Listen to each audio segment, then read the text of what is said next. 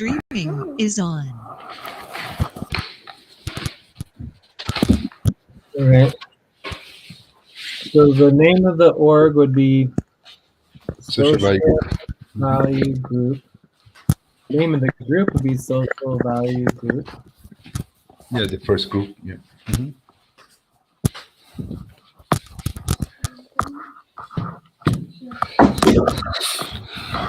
Then obviously the what LinkedIn URL address. What do you mean by that?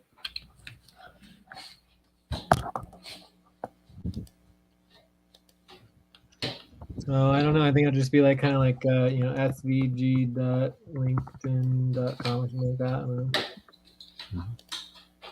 I don't know what's available. Our website is our website. It says www.socialvalue.group. Industry. So I'll have to figure out the industry. Org size. I think it's like not very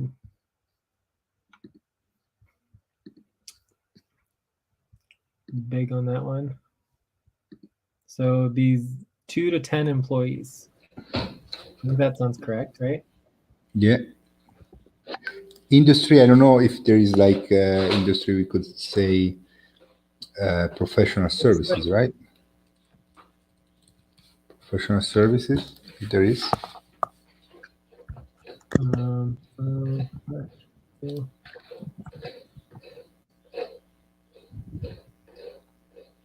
Oh, no. Yeah. Wait, oh, yeah, professional services.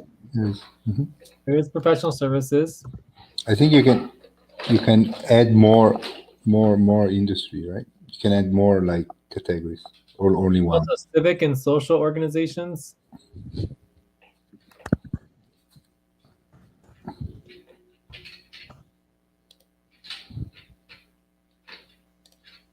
Aqui no campo.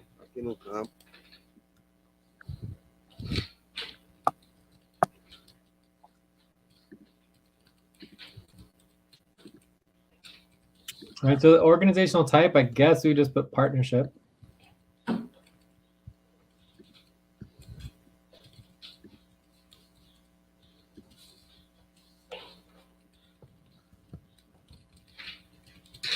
For the tagline, I don't know about the tagline.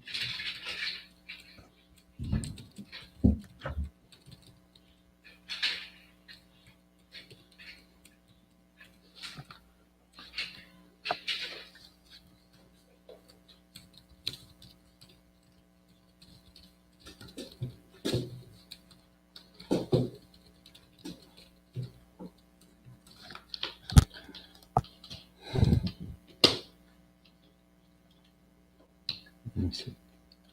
Tagline. I have no idea what tagline is. Are you looking online? Yeah, so the tagline is kind of like a description, except it's like it could be our mission. It could be like, we used to have the slogan. It's kind of like a slogan, right? What we said. Yeah. It was like, professional services for the 21st century social organization. Yeah,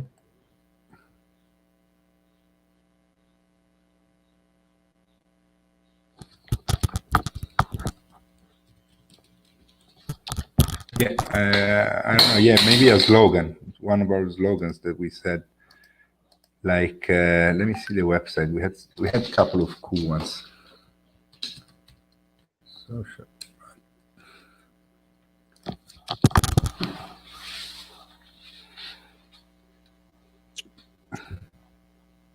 So we could just put our mission for a short term, right?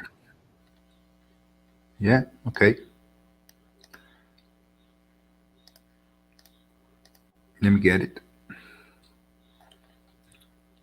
Okay, here it is. Copy and pasting here in the notes.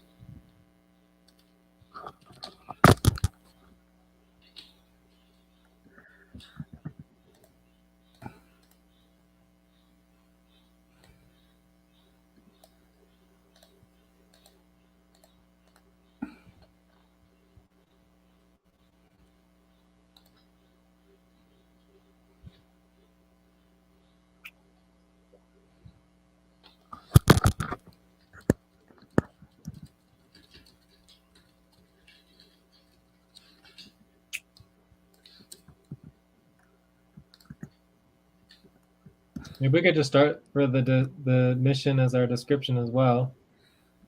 Location, global. For the group. Yeah. Mm-hmm.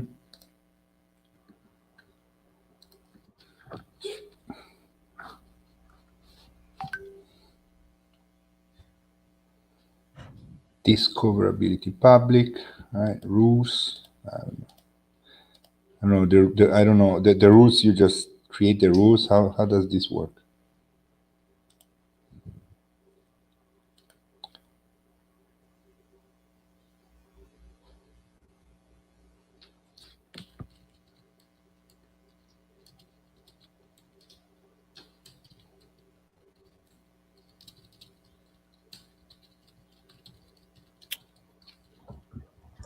So rules is like whatever you want to do for rules. Like this would be like, ground rules, why the group, for public communications, why we are transparent, and clients and communication about SVG.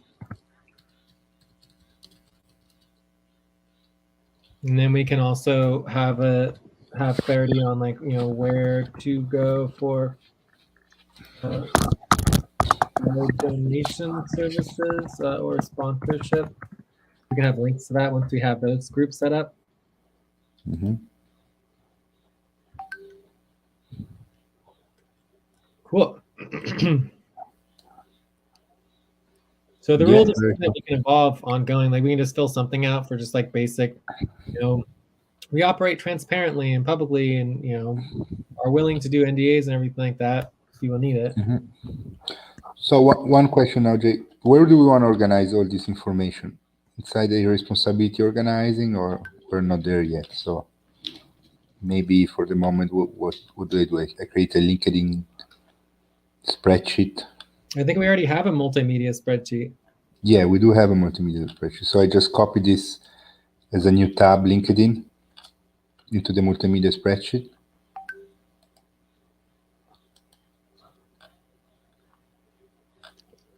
Yeah, let's put it in the multimedia spreadsheet to be fine. I think overall the notes are fine as well because we're going to be using these notes. But the part that's missing here as far as the next steps here is basically the list of responsibilities and work for social media / LinkedIn.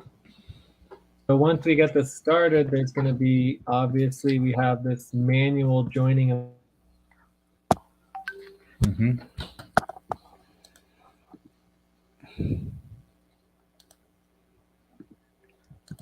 there's going to be regular dates, posting, messages, follow up. Sorry.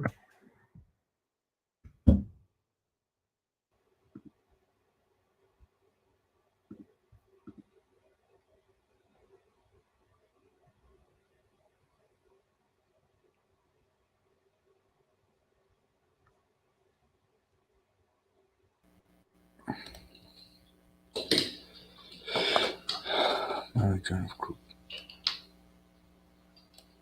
Yeah. Regular updates and posting, messages and follow up. We could also create a specific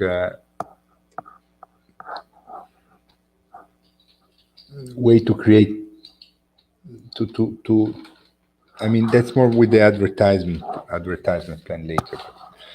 For the LinkedIn, maybe that is, but that's more commercial. I don't know how we can do it, because the cool thing about LinkedIn, you can target specific persons. Like you find the name of somebody that you think would be your client, and then you contact him directly on LinkedIn. I don't know if you want to do that, but you mean cold messaging? I don't know. That's a separate thing, right? yeah. We're just going to do advertising and then people contact us.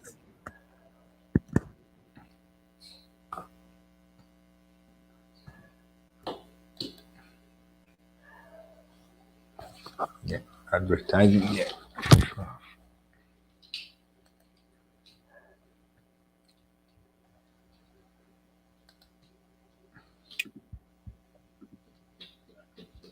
So I would just skip the cold calling for now. I mean, there are ways we could do that.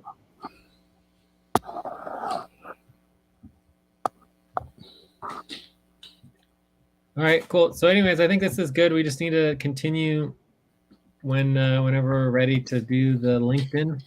Again, I don't think we're in like a super hurry to do the LinkedIn. I think it would be nice to have our website ready to go. So when we post it on LinkedIn, that people can go to the website and it's not perfect, but ready to be reviewed and looked at.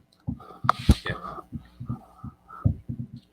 And then obviously once we are on LinkedIn, we can start utilizing it. So I would definitely post to the 800 people or so that I have in my connections on LinkedIn, and then we can also start posting into the groups. There was like 100 people on Unity Network. So I'm sure people would hear about it pretty quickly. Yeah, me too. I'll definitely post. Okay, found the multimedia.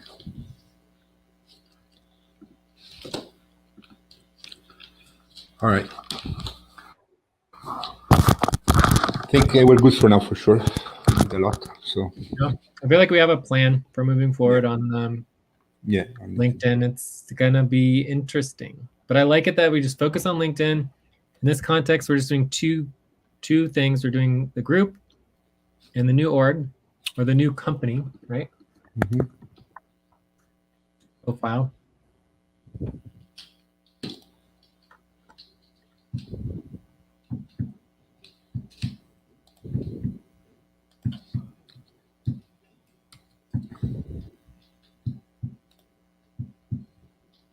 All right.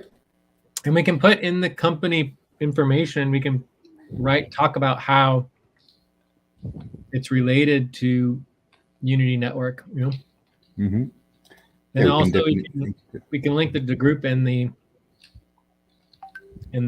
company together.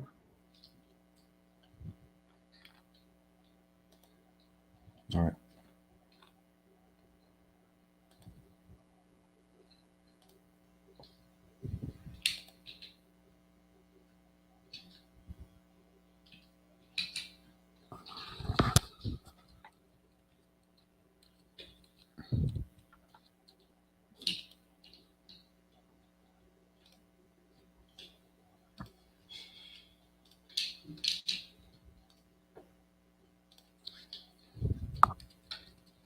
All right, so should we go to the third topic?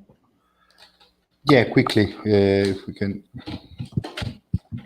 Then we can review them better later. I need to get going now. I'll be back in about 30 minutes. But, I mean, top of the hour, I can be back if you want to have a more detailed. I'm proposing that we just make the taxes status and like reviewing and going over it, just like a quick topic right now to just go over it real quick. Yeah, exactly. This I can do, yeah. 10-15 minutes, no problem. But if you need to get going now, I mean, it's fine. No, I do have 10-15 minutes still, but then I really need to get going for 30 minutes, but then I'll be back. So the point is that we have the deadline that we have tomorrow is we need to deadline 31st January. Okay, so we need to how to say, like, forward, let's say forward the 1099s to the workers, basically, right? I don't know how. Yeah, to the beneficiaries, right? So since we only have two 299s, which are from ASCOB and to EU LLC and ASCOB to J, because last year we had 3 1099s, one more with WCTC, but I mean, we asked you and he said, Michael, remember the name now, I think it was Michael Taylor or something like this. He's not, he doesn't work anymore. Like the Spark program was terminated, or I don't know, suspended. So, and I didn't see any payments to him from WCTC, from the accounts. Okay, so yeah, I mean, all that sounds good. So, I mean, the bottom line here is that as far as the outcomes go, I mean, it sounds reasonable in terms of what we'd be expecting. But as far as the process goes, I'm not hearing that we actually did or completed the process. No, we did not. We still need to review the forms first with you. The forms. Well, it's just the 1099. So yeah, then we have also we need to forward the W-2 to the beneficiaries, which is only Joel. All right, it's WCTC. In this case, it's WCTC to Joel. And that should be done automatically, I would assume, but I don't know. And then we have one more, which is this is the actual filing of the W-3 to the government. Right, so we have one W-3. W-3 is like the 1069, right, for the 1099s, but it's the W-3, like it's a summary of the W-2 that you're filing. That again should all be automatic. I don't think we need to worry about that. What do you mean automatic? I mean, we paid a ton of money for Intuit payroll for Joel. Yeah. And we need to. That's the forms. The forms are about the payers that we paid to Joel. Yeah, and it should all be done automatically. That's what we paid for. They do it. The Evergreen did it.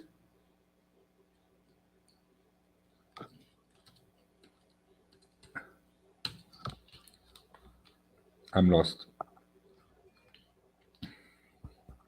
The whole point of Intuit payroll was that the employment could be dealt with automatically because we had to pay a lot of money for that because it's very complicated having an employee. You have to do like 5 sets of taxes, and it's like quarterly instead of yearly.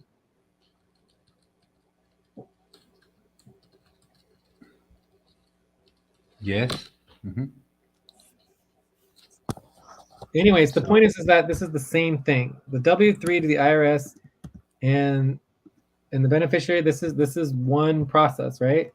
So WCTC employment process, right? Whereas this is the USCOB contractor process, right? These are separate processes. Yeah. They are 2 different processes, correct.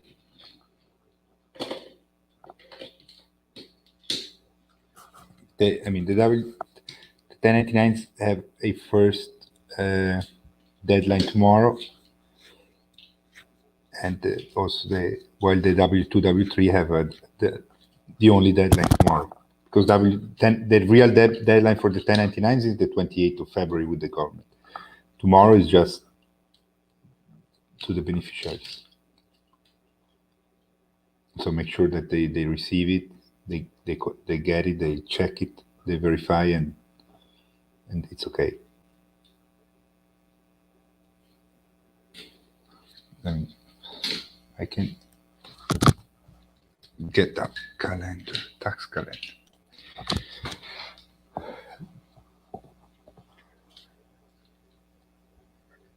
So the IRS official tax calendar says for tomorrow, the deadline is the following. Furnish for that to recipients or this is what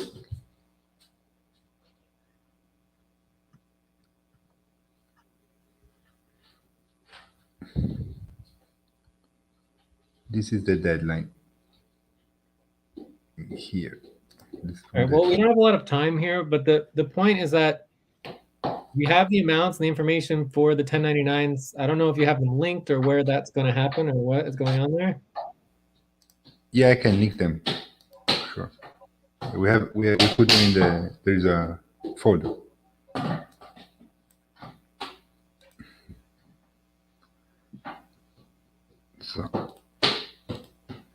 So this is the deadline. Furnish forms 1098, 1099 W2G to recipient for certain payments during 2022.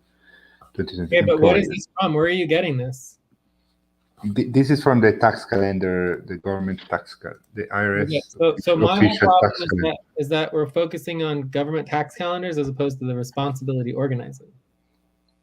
We're following the responsibility organizing and the process. Do we know where we are in the process? Yeah, we filed the form. We need to review them. Yeah, the process where can get the process here. That should be a quick answer. So the answer is no. We don't know where we are in the process. Not exactly, no. Okay. So anyway, we're filing the form. I don't remember now the number. We're filing the forms. So we did we checked the organization, we checked the people, and then we went forward with the process. Now we're filing we filed the forms. Okay, so we have a new responsibility organizing. Obviously, we have an issue regarding the process. This is obviously with a lot of things, including this issue with process and responsibility organizing. We can probably bring that into the eval group, but the bottom line in terms of just like what needs to be done is like, the next deadline needs to be clear, and we need to have the links for the actual 1099s to see if they're completed. Mm-hmm. And we need basically to go over the process real quick, which is that there's only one way to know if we have all the 1099s correct. And what would be the one possible way?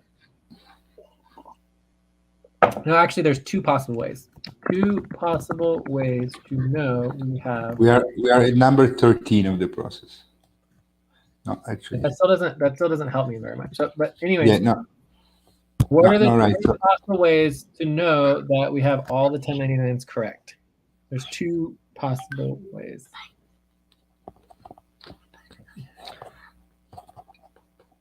I mean, we listed all the current entities and the organization making up the MOE, and then we checked which ones mainly from last year. We started from last year to see which entities paid 1099s, and we saw if they were still applicable this year, and some were and some weren't. Like for example, specifically WCTC with I don't remember if it's Michael Taylor or James something. Yeah, and the answer to that question is no. Right. So if the only place you look is the previous 1099s, how is that possibly going to give you all the information? Because I know you've said it like 3 or 4 times. It's like, oh yeah, we looked at the last year's 1099s.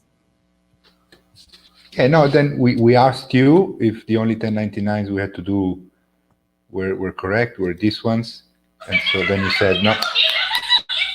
And then you remember you said, no, there's also one for me from ASCOP.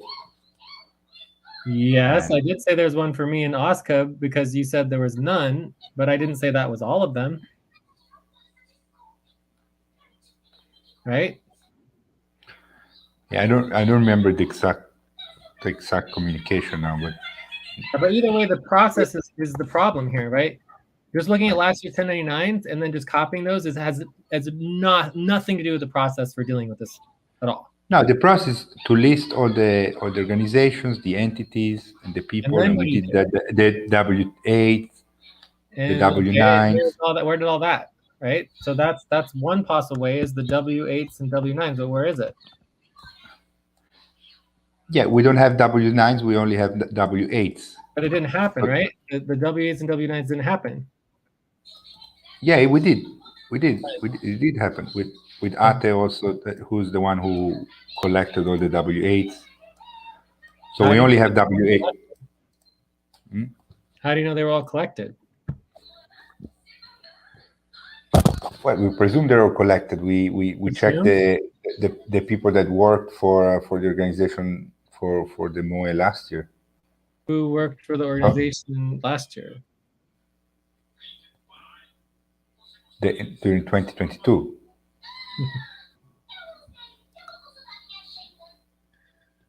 Okay, so right. I mean, we have a process for this, and it just seems like we're just not following the process.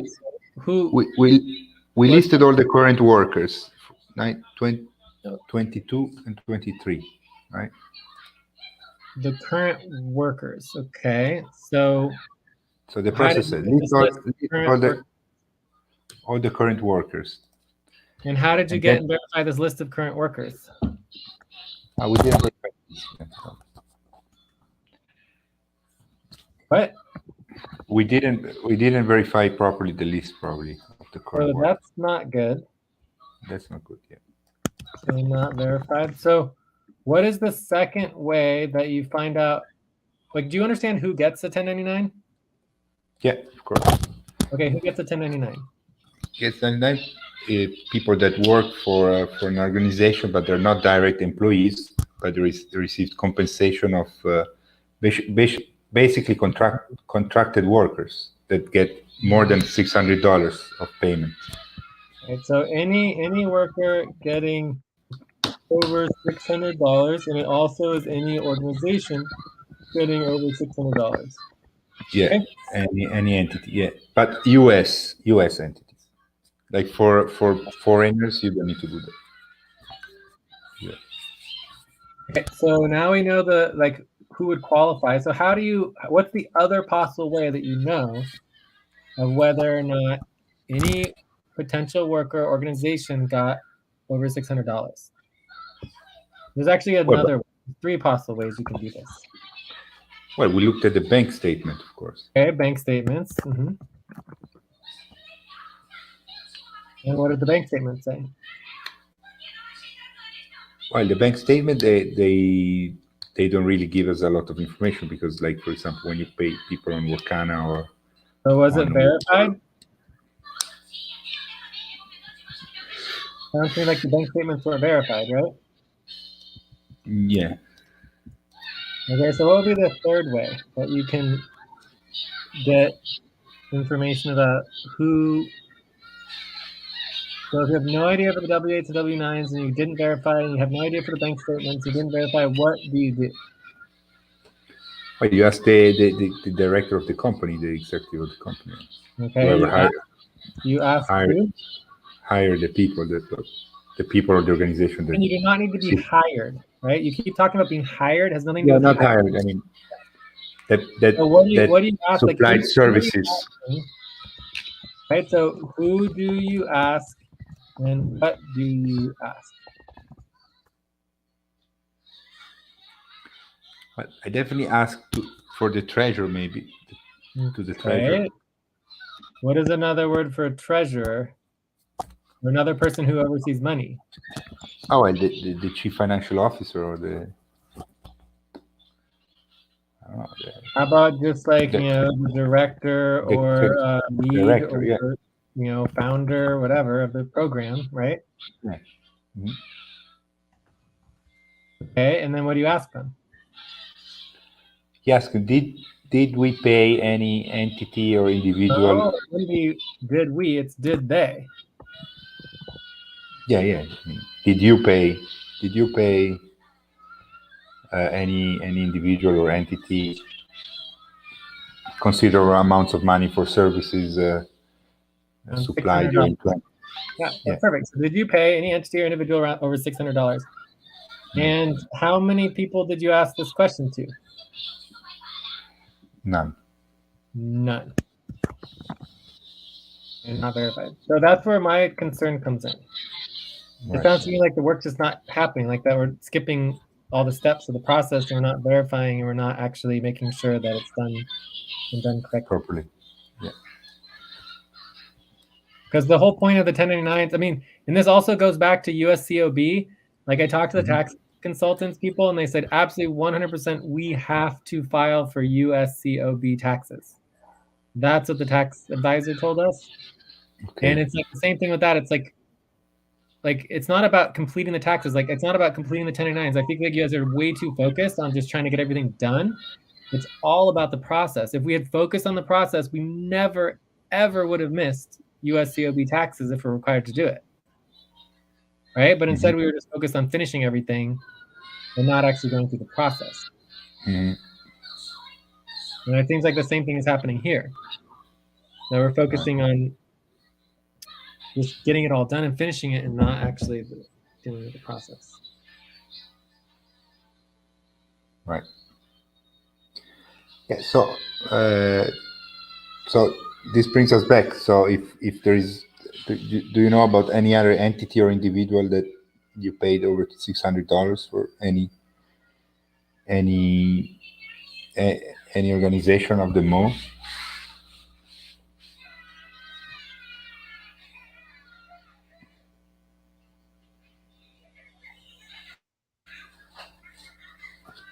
Jay?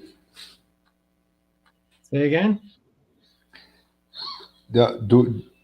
Is there any other entity or individual that you paid over $600 throughout 2022 for any organization of the Mo? As treasurer or director, founder? I don't know. That's why we do this work. To verify everything, right? That's why we're paying people to do the work.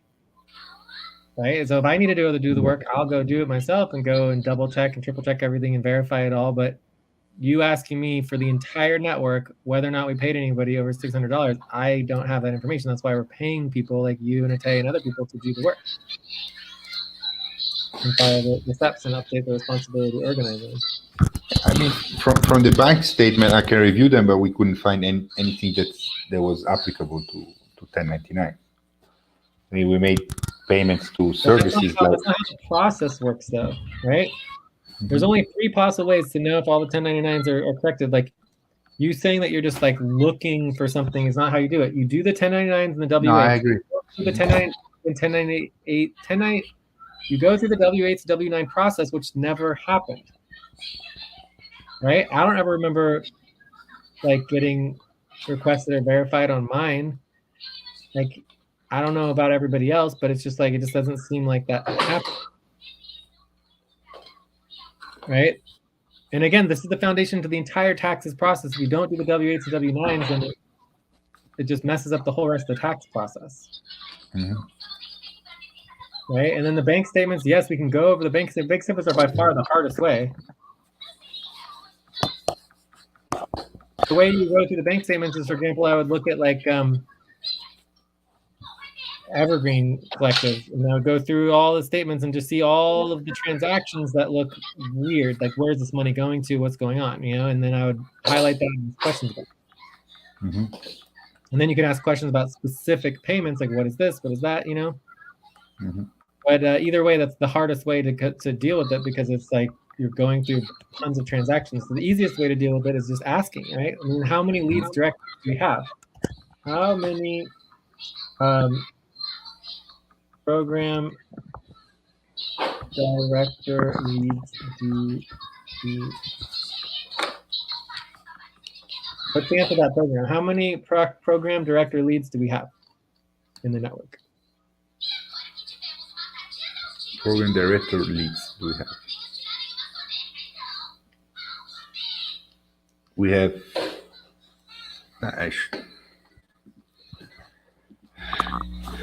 What do you mean program? Like, just about how many, right? About how many do we have? Like, it doesn't need to be a perfect number. Just you have a general rough estimate about how many program director leads we have. 3 to 5. Yeah, 3 to 5. Right? How long would it take me to do 3 to 5 emails? Like, 20 minutes? That's all the same email over and over and over again. Yeah, not even. So it's just like you're just not doing the work. Yeah, I get it. So I know, maybe some policy tracking and stuff, I guess. For sure, yeah. But I'm glad we're finally reviewing it. But again, you do this like with everything, Alberto. It's like, oh, the deadline's tomorrow. Let's do a review with Jay. That doesn't make any sense. Like, why would we ever make that our process? That has nothing to do with our process. Like, oh, there's a deadline tomorrow. Let's prioritize this as a topic, right? It's just like, I think it comes back to this idea that you're not supposed to bother me or something. I mean, it just doesn't make any sense. It's not collaborative work. It's not functional, and it doesn't support and help anybody to not communicate with me. No. Definitely not for taxes. I don't know why you do that. You're doing it over and over again. It's becoming a pattern, right? Like with for example, the executive ones you were doing the most, and it's like every time, like the day of the deadline or the day before the deadline is like the only time we would ever talk about anything. So I'm glad we have these deadlines. I mean, it's better than nothing, right? But it's still obviously missing the mark on working and collaborating together and doing work, because nothing should be waiting until literally the day of or the day before the deadline, especially not the taxes. So I think for me, the biggest concern is the process, especially going into tax season here, where we have lots of taxes to do. And so how are we going to fix this, right? How can we fix this so that it is so that we're getting updates and regular status updates regularly, right?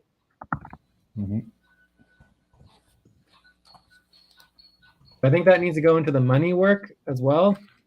Yeah. So in the money priorities and or executive priorities, it needs to be some type of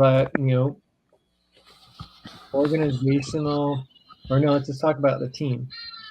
So team update and status process on our priorities. So for example, for me, for like executive support, we have a 2-week deadline, right? So let's create like some sort of team support deadline and upfront pay stop for the team updates. Because the executive support just supports me and my updates. It doesn't actually address everyone else's updates. So it might be good to have more updates. Yeah. From the team.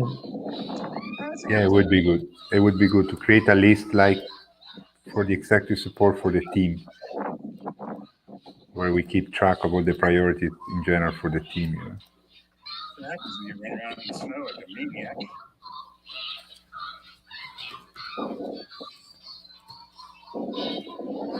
That's a good boy.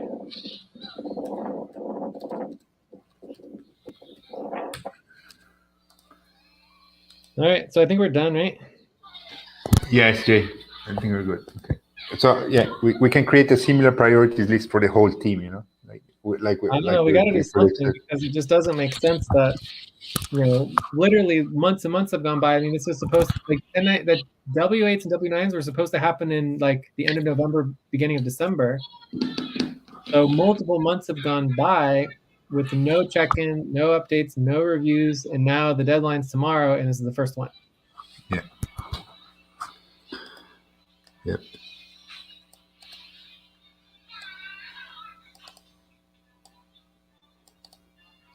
Yeah, we started well, and then we dropped a little bit the ball.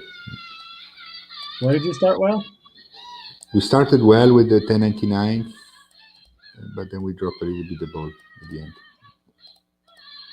I just haven't seen any of it. Like, I don't know what is going on. This is all I've seen. I haven't really, you guys once mentioned oh, there's no 1099s, so we don't have nothing to do. And I was like, no, that's not correct. And then today it's like, oh, there's nothing else. I mean, in my perspective, literally very little has happened, and there's very little processing that's happened, and it's just not. It's very odd. All right. But that's just my perspective. Maybe you guys have been working your asses off on it, and I just have no idea. I don't know. No, I mean, we worked on it regularly. I mean, we have the 1099s and the W2 and the W3 are ready to review the forms, but we only have these two 1099s. So I don't know if there's more. This is true. This okay, well, part of the process has been skipped. Definitely send me the link to the actual 1099 so I can review them. Yeah. Let's see. Okay, I get the link. All right. I will talk to you later. You take care. All right. Thank you, Jay. Okay, I'll send you the link on Discord then. Thank you. Okay, see you tomorrow. All right. Bye. Bye-bye.